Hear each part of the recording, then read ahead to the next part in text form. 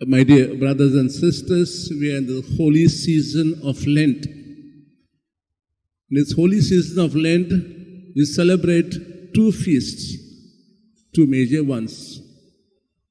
The feast of Saint Joseph, the husband of Mary, which we had in the beginning of this week, and the feast of the Annunciation. But these two feasts are important because God in a way is fragile. He wants to restore the disparity between Him and us. Or rather, He wants to show His unconditional love for us. But then He needs our cooperation. We saw in the last feast on Monday, Joseph cooperates with God's will, God's message. And now we heard in the feast, in the Gospel passage, how Our Lady cooperates.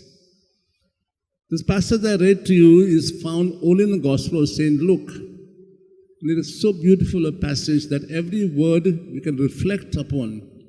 Let's today reflect on just one aspect of Our Lady's life.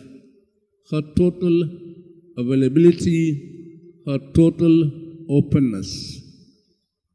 When the angel Gabriel, this means God sent, comes to her and gives the important message, she's a bit confused. She begins to discern in her mind what this message actually is. And while doing so, the angel explains to her on a rational level, an irrational level. Rational level telling her, see, your own kinswoman, Elizabeth, though called barren, in old age, has conceived, now in the 6th month. Because nothing is impossible to God. And we see clearly understand because God in a way intervenes in human history in His own ways. For nothing. So this you could understand.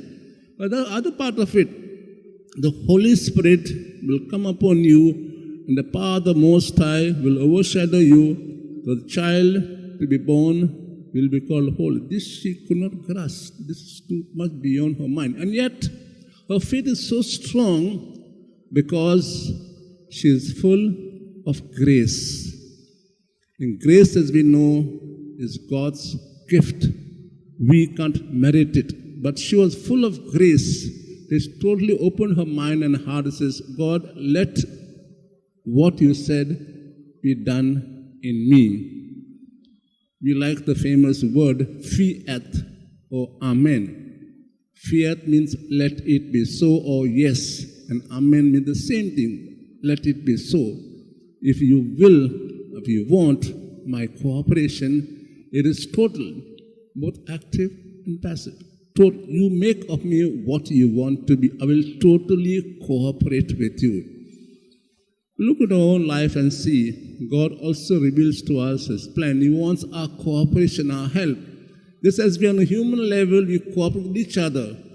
We are in the synodal journey where we work together as one family, the entire world as one family.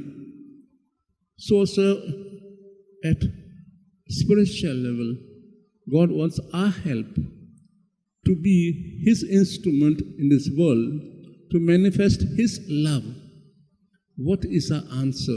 Do we put questions? Do we put doubt? Do we say, I am just a human being, how can I do this? Or I have my own egos, I have my own needs.